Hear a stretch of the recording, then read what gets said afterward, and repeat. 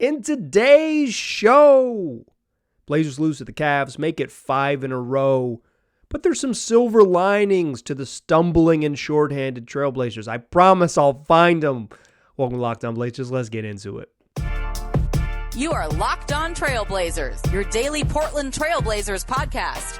Part of the Locked On Podcast Network, your team every day. What up, world? It's your past first point guard and Trailblazers reporter, Mike Richmond. You are listening to another episode of Locked On Blazers, part of the Locked On Podcast Network, available wherever you get podcasts and also on YouTube. Thanks for making the show your first listen, coming at you every single weekday, Monday through Friday. So thanks for making it part of your daily routine, making it your first listen. Tell your friends to do the same. It's Locked On Blazers, your team every day. In today's show, we'll talk about the Blazers' loss to the Cavs. Second night of a back-to-back. They lose their fifth straight at home against the Cleveland Cavaliers. They lose their fifth straight in a game that was at home against the Cleveland Cavaliers. We'll talk about that. We'll do our fastest recap in the West.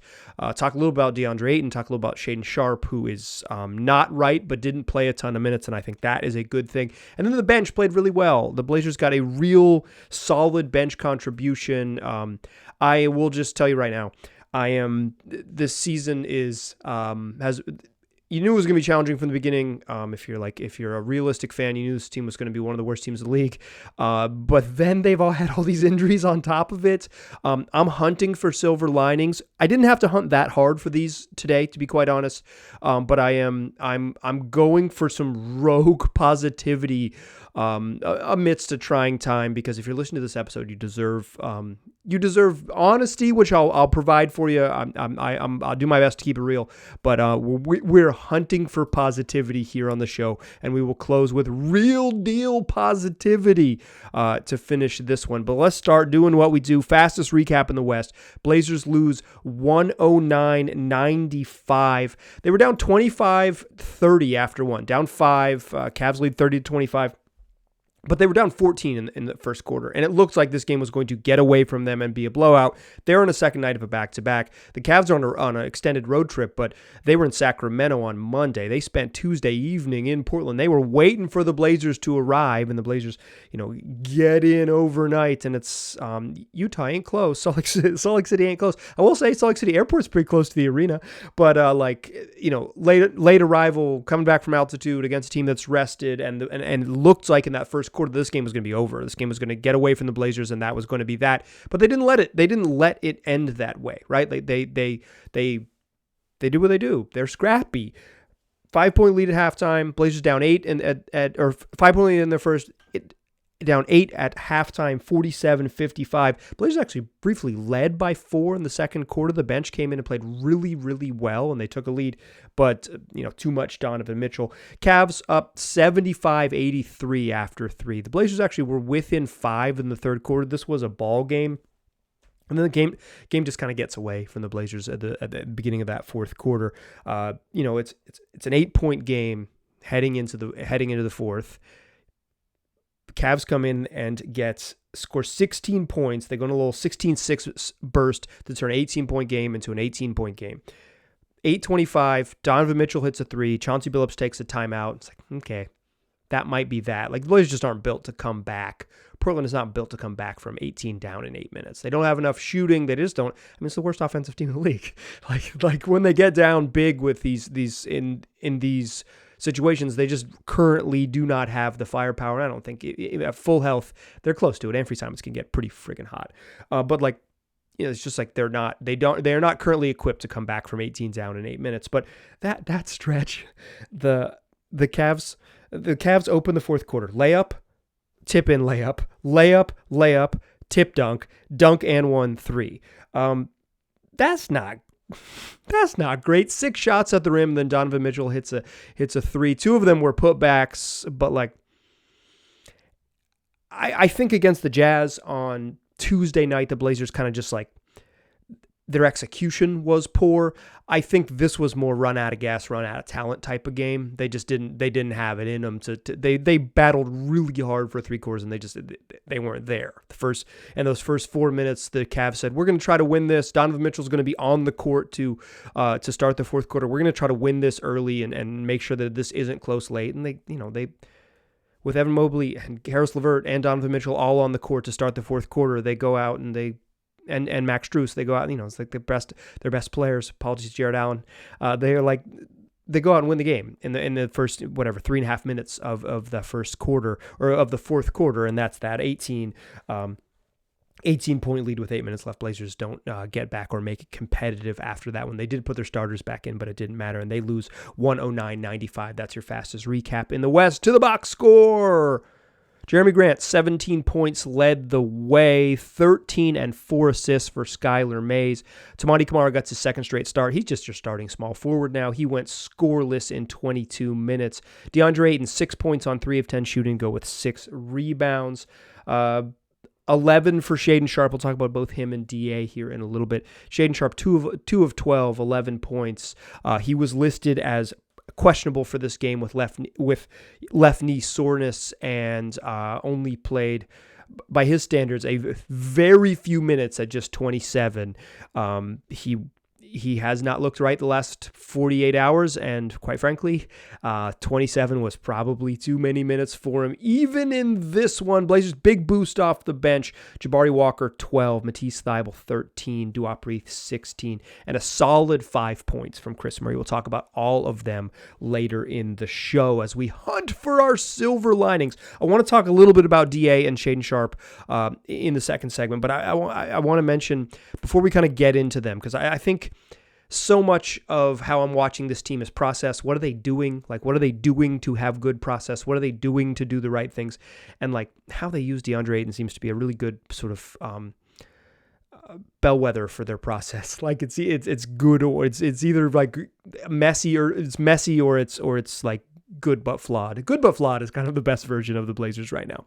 But one of the things I mentioned heading into this season was I was concerned that the Blazers didn't have an identity. Not concerned. I was aware that the Blazers were kind of without an identity because they're so new and they're so young that it's like, who are they? Who are they? What is this like?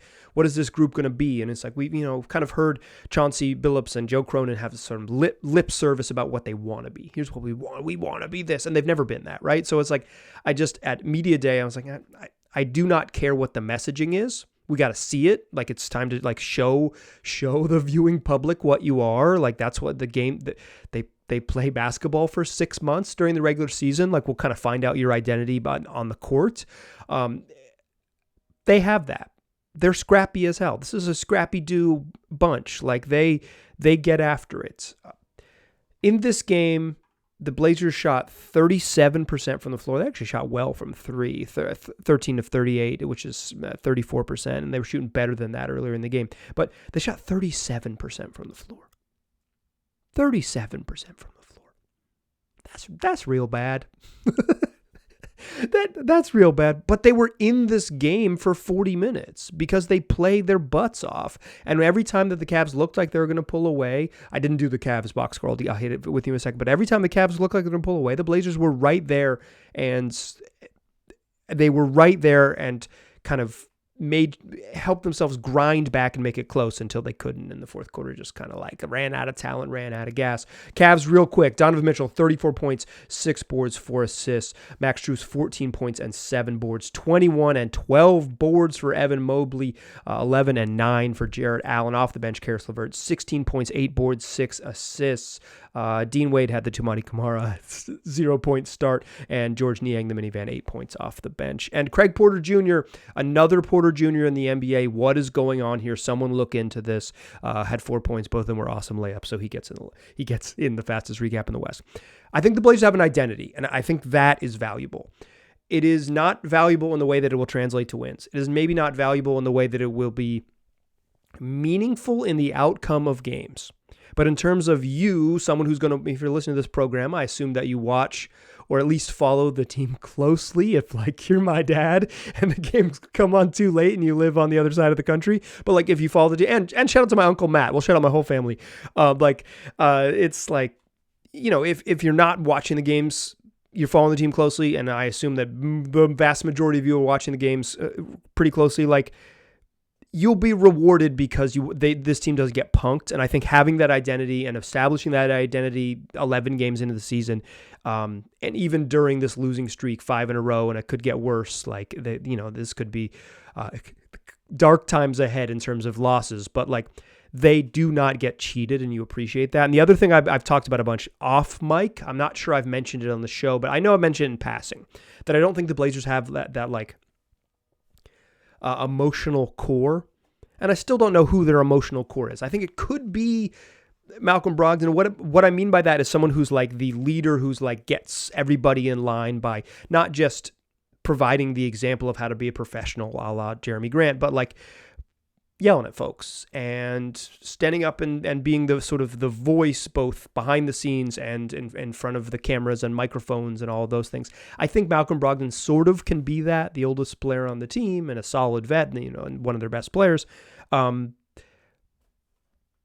Leadership, I think what the leadership looks like, and they talked about this on the broadcast. I thought Terry Porter made some really good comments about like they're still figuring out who that leader, that true leader could be.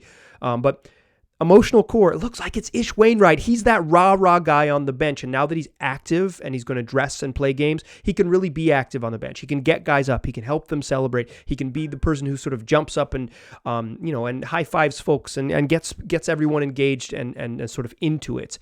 I thought the Blazers were kind of missing that rah-rah guy. Is that like important? Probably in a soft way that we can't measure, that my man Tom Haberstroh cannot measure, but like it matters to me because I think so much of basketball is soft. So much of it is getting along with your coworkers, appreciating going to work. The season is forever and you play every night. And having an emotional core, having that emotional boost, that emotional center, the person who gets you up and you can rely on to bring it when they don't play and when things are going south, that matters. And the Blazers bench was quiet to begin the year. It was quiet. They didn't have rah-rah guy. Ish Wainwright might be that rah-rah guy, and I think that matters a little bit. At least it's enjoyable. Fun is fun. Okay, second segment, I want to talk about DeAndre Ayton and Shaden Sharp a little bit. First, let's talk FanDuel. It's America's #1 sports book, and now that the NFL season is in full swing, we're officially in the second half of the NFL season. What are you waiting for? Go get on board with FanDuel, because right now, if you're a new customer to their service, you can get $150 in bonus bets with any winning $5 money line bet. That's $150 if your team wins. You can bet on the NFL. Steelers have been outgained in every single game they've played this year. They're 6-3. They're 6-3. All they do. They're the winning version of the Blazers in the NFL. But place a money line bet. That's an outright bet for a team to win. $5 outright bet for a team to win. You get $150 to mess around with. And then you can bet on everything from spreads, player props, over-unders, futures bets. You could live bet games all throughout the NBA evenings, or if you're NFL Sundays, if you're into it. And to get involved, go to FanDuel.com/LockedOn and mess around before the NFL season is done. That's FanDuel.com/LockedOn. And enjoy your football. That's FanDuel, official partner of the NFL. All right. We did our fastest recap in the West. We talked about identity and emotional core. Now I want to talk about the Blazers' two best players. With respect to Jeremy Grant, because I'm not going to talk about him, and he might be their best player. He probably is, actually, right now healthy. He probably is. I feel torn because I think Shaden Sharp's getting close. I think he's getting close, but I don't think he's there yet. Maybe not a meaningful distinction. DeAndre Ayton let's do Shaden Sharp first, and we'll talk DA. Shaden Sharp's been playing too many minutes. Over his last 7 games, he's playing 41.5 minutes a night. Among the league leaders, he's not going to be there now because he didn't play that much tonight, but among the league leaders in minutes. And I get it. They don't have a lot of guards. I think it's pretty clear you don't want more Jabari Walker minutes. Although, 9 minutes plus 1 in his 9 minutes plus 1. Blazers outscored the Cavs by 1 point in Jabari Walker's 9 minutes. He looked terrible. He's not ready for this level of basketball. I get it, though, with Sharp. Team's beat up. He's their offensive. He's their most dynamic offensive player. I don't think he's their best offensive player. He's absolutely their most dynamic offensive player. Gets to the rim, shoots from mid-range, can shoot from three, commands respect, has that wild athleticism, gets himself to the line, really, really good at getting himself to the line this year, has taken major strides in that area. Most dynamic offensive player on the team. You need him out there. You need him out there just for competence because they don't have other guards. I mean, I guess they could play like Tease or Tumani as a nominal shooting guard, but they just don't have those players available. You got to play him. So I get why he's playing 40 minutes a night. It's pretty clearly too many.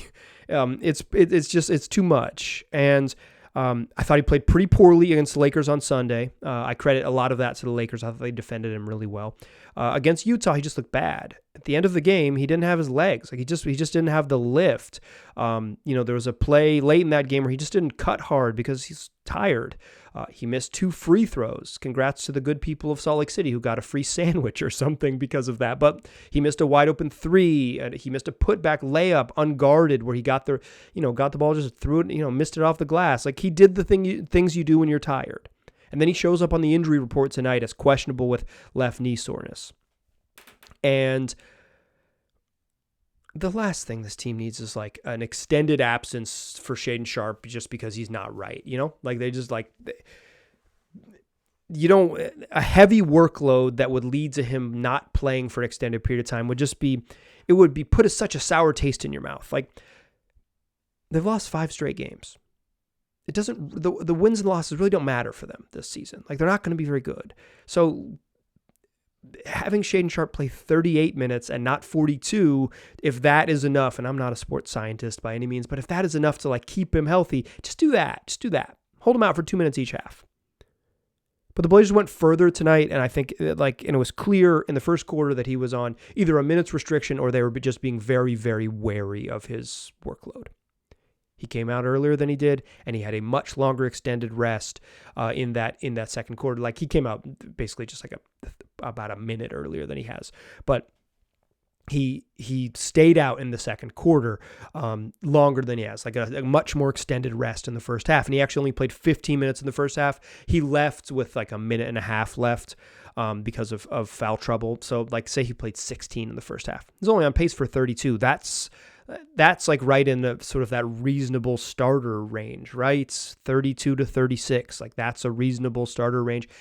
Heavy minute players play 37, but no one needs to play 40 in the modern NBA. I think we have enough on it. And then in the second half, he only took 2 shot attempts in the second half. He was 2 for 10 in the first half. He's the leading scorer because he got to the line five times. Took and made 5 free throws. But I'm glad he only played 27 minutes, 26:42 according to the NBA's box score, because there's just no reason for it. Maybe they could have gone further and just straight up not played him at all, but I'm sure he wanted to play. These guys are competitive. They want to play. If they can, they're going to play. The Blazers got to save Shaden from himself, and they kind of got to Chauncey has to dial it back, and I'm glad that whether he did that on his own or what I would assume is like it's a multi-billion-dollar company with the talking to the medical staff, talking to the front office, like no way he's playing that much tonight. I'm glad they only played him 27 minutes. There was no reason to. He's got to get right because this team can only, if Shaden isn't really good on offense, this team just like isn't going to be competitive. They need him to be great. And if they need him to be great, they need him to be healthy. Okay, real quick on DeAndre Ayton. I'm not going to belabor this point because I feel like we talk about it a lot. But the Blazers don't have a good way to get DeAndre Ayton the ball for a variety of reasons. They don't have a bunch of good pick and roll operators. It's easy to help on their ball handlers. It's easy to help and stack the paint on pick and rolls because they don't have a bunch of shooters. It's hard to get him clean post ups because they don't have a bunch of shooters. He wants to catch in the middle of the floor and operate, but it's hard to give him the space he needs to catch in the middle of the floor at 15 feet and go to work because he wants to pump fake, or, go up quick on catch and shoots. But if he doesn't go up quick on catch and shoots, pump fake, jab, spin, get to his right-handed hook. That's what DeAndre wants to do. But the Blazers just can't give him space because they don't have enough shooters. Matisse Thybulle is shooting 38% in a Blazers uniform for closing in on 30 games. Nobody treats him like a shooter. Maybe they will, and we'll talk about him because he was really good to close the show. But they don't have a good plan for DA. Some of it, I think, was they thought that Malcolm Brogdon and Anthony Simons and eventually Scoot Henderson, their best pick and roll operators, would get him to his spots, but they don't have it right now. But clearly they try.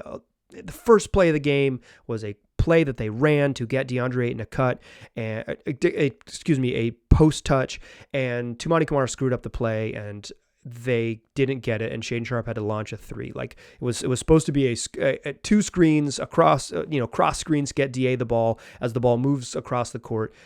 Skylar Mays didn't make contact on the first screen. Toumani Camara just missed the timing on what I believe was the second screen, or a cut through because Skylar Mays didn't make contact on DA's man at all. And then DeAndre Ayton's fighting for position, and Jared Allen denies him the ball, and the play gets blown up. On the three of the first 6 plays, he got post touches. He got 2 other post touches in the third quarter. They just don't get it to him naturally in the flow. Of those 5 I'm talking about, 3 of them came off called plays from Chauncey Billups on the bench. You can't call every single play in the run of an NBA game. You particularly can't call plays if your offense isn't any good and you say, hey, we're going to run direct 5 or like whatever it is and try to get the ball into the post and DeAndre. You got to have pet actions that get him stuff. The thing I would like to see, and I'll leave it at this, the thing I would like to see when Shaden Sharp is healthy, pin down, post up. Okay, pin down, post up. This is a very simple action that you have run if you have played low levels, moderately competitive levels of high school basketball. So Shaden Sharp starts near the basket. DeAndre Ayton sets a pin down screen for him. So DeAndre Ayton facing the baseline sets a screen that Shaden Sharp comes up towards the 3-point line. That is a pin down screen. And then Ayton coming off the pin down screen for the Blazers' best shooter, most dynamic offensive player, turns and posts up. If it doesn't work, you go away from it. But that action, just have that pet action baked into more stuff so DeAndre can get touches a little closer to the paint, particularly on the left side, so he can get to his right hand. They don't look for him. And some of that is coaching. A lot of that is the players he plays with. It's certainly both.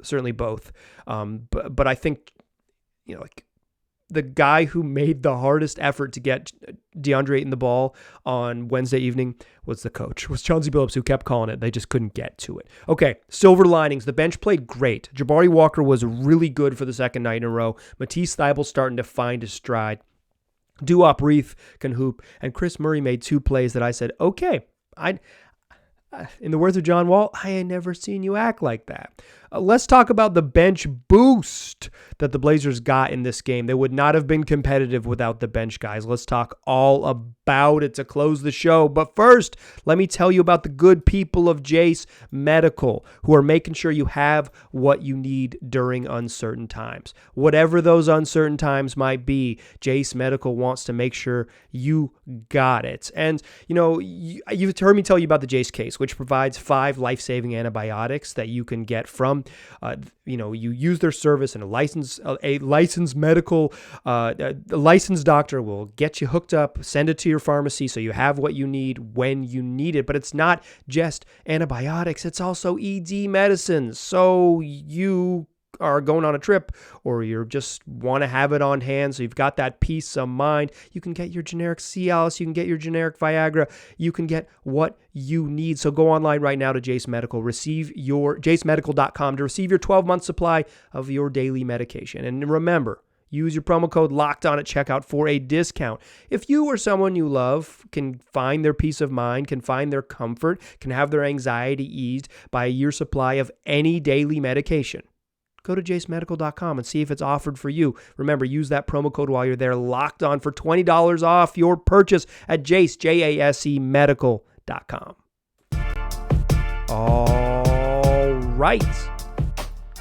Still past first point guard. Still Mike Richmond. You're still listening to Locked On Blazers. Did I almost screw up my intro to the third segment? I did, but I recovered. Silver linings, not hard to come by in this one. I think the Blazers are, if you're a long time listener to the program, I kind of think the Blazers are going to be bad even when they're healthy. But now that they're not healthy, they're going to struggle in these games. They're going to lose some games. And so you're going to have to find your enjoyment. And some of these nights is going to be harder than others. But tonight it was easy. Tonight it was the bench. The bench was the bench played freaking great. They played freaking great. For the second night in a row, Jabari Walker, made shots. He had multiple threes in back-to-back games. He had 2 against the Jazz, goes 3 of 4 from 3 tonight. He actually stepped out of bounds on a wide-open corner 3 that he actually hit. So we'll give him asterisks 4 of 5. But if Jabari Walker can shoot, he's a different player because he brings it in all the other ways. He gets after it on defense, moves his feet, hyper-competitive, active hands. He's really competitive there. He's obviously a really good rebounder. The only thing he could do at NBA level last year was rebound. He's built on that. He's a much better defender than he was. He's a better offensive player than he was. He's still not like making crazy plays off the dribble, but he's got that little shuffle foot Euro step move that he tries every so often. So Jabari's bringing it. He's bringing it. He's growing right before, he's improving and is growing his game right before your eyes, right in front of you. Easy to appreciate. This season is about finding appreciation to watch individuals and then the collective grow. That is the task for you as a Trailblazers fan. Jabari Walker is providing an easy appreciation because he's getting better. He's been better. The last 2 games he's been good. He deserves to play. Side note, Toumani Camara has been worse since he's been in the starting lineup. 2 games, really small sample size, absolutely meaningless, but he's been worse. The best version of Toumani has come off the bench, but whatever. He's earned the minutes. Like, he's playing starters minutes anyway, so it doesn't matter. Like, to me, it doesn't really matter if the starter come off the bench. Probably matters more to the guys on the team. Speaking of the bench boost, it wasn't just Jabari Walker in this one. Matisse Thybulle was really good. Again, he's making shots. He's shooting north of 38% again. He shot 38% in the Blazers uniform last year in 22 games. Now we're 11 games into this bad boy. He's shooting above the league average from 3. He had 13 points, 3 boards, 3 assists, 3 steals, and a block in 26 minutes. Like, he's active. He's such a weird defensive player. He's so good at reading passing lanes, such a good playmaker. The block he had was a closeout fingertip block to the corner. Like, he just makes plays on defense. He's a true defensive playmaker. Such a unique approach to kind of making life hard on folks in ways, maybe kind of almost baiting them into making passes, and he shoots the gap or it makes a play. Like, he's been solid. And I will say this. I don't think I expected this from Matisse because I think he's just like my little experience around him. He seems like a pro and someone who's kind of dealt with this and can let it roll off his back and be a pro about it. But like, sometimes when you get demoted, particularly for a rookie, it might be hard to keep that focus, keep that effort. Some guys are going to use it and say, I'm about to kick butt and I'm going to earn my spot back. Or some guys say, shoot. And they can fade, right? Or get a little discouraged. Matisse Thybulle has played his best basketball off the bench. Toumani Camara's played his worst.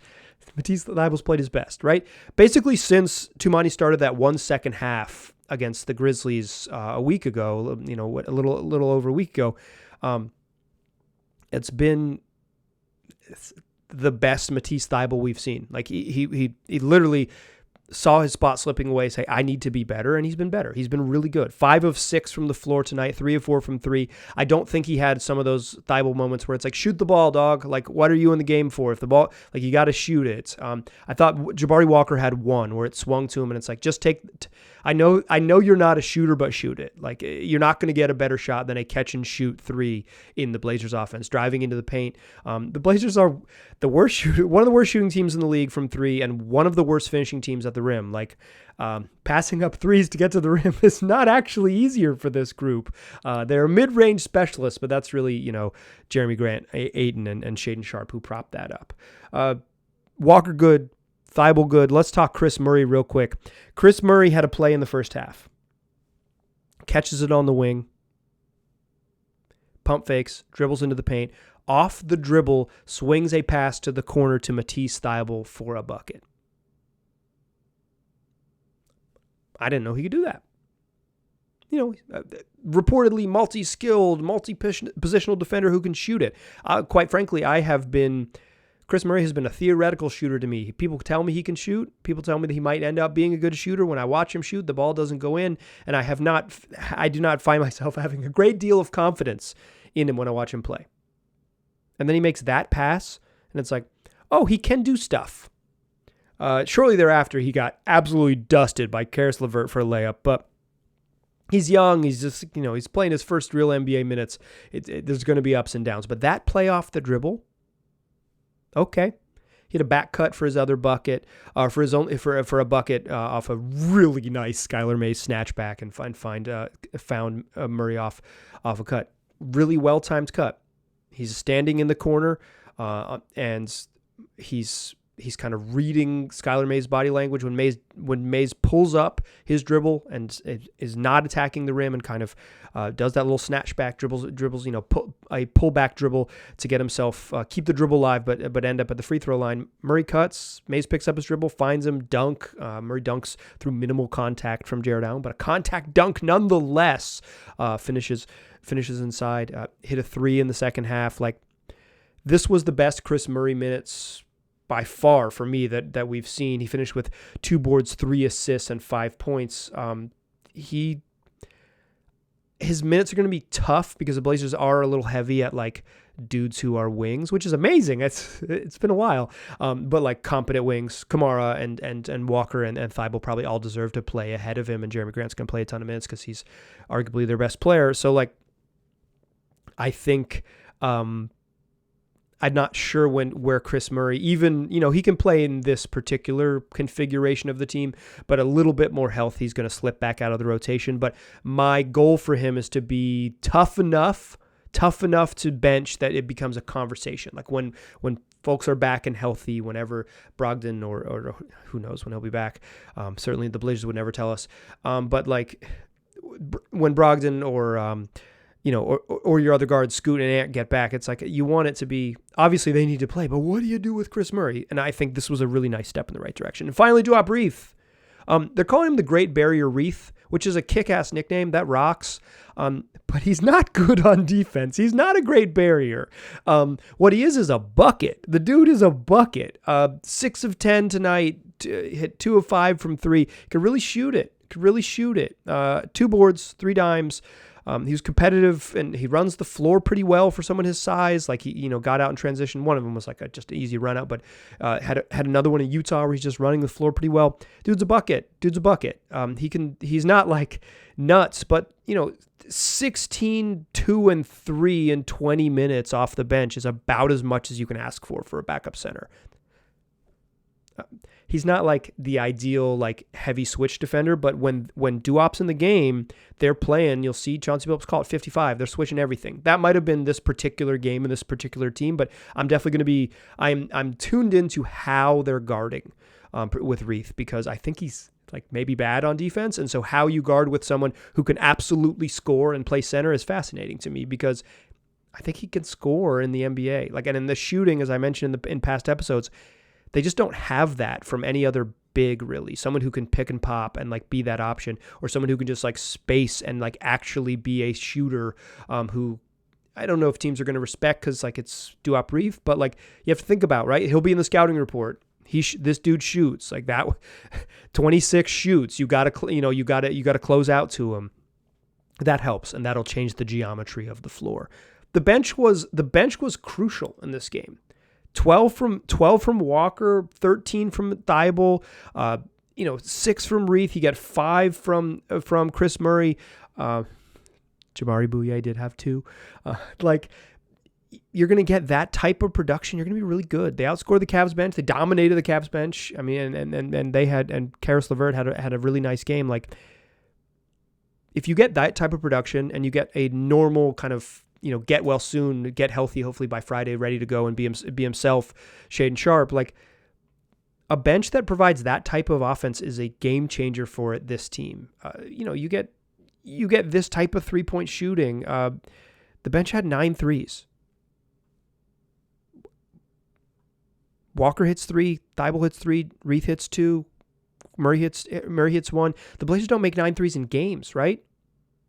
The other guys hit 4. The starters hit 4 combined. Jeremy had 1, Shaden Sharp had 1, Skylar Mays had 2. Shout out to Skylar Mays. The boost is there for them. If they get this continuous production and they ever get healthy, they're kind of, you're seeing it. The silver lining's there for you. You're seeing it. You're seeing a team like I said, the growth collectively comes from the growth of individuals.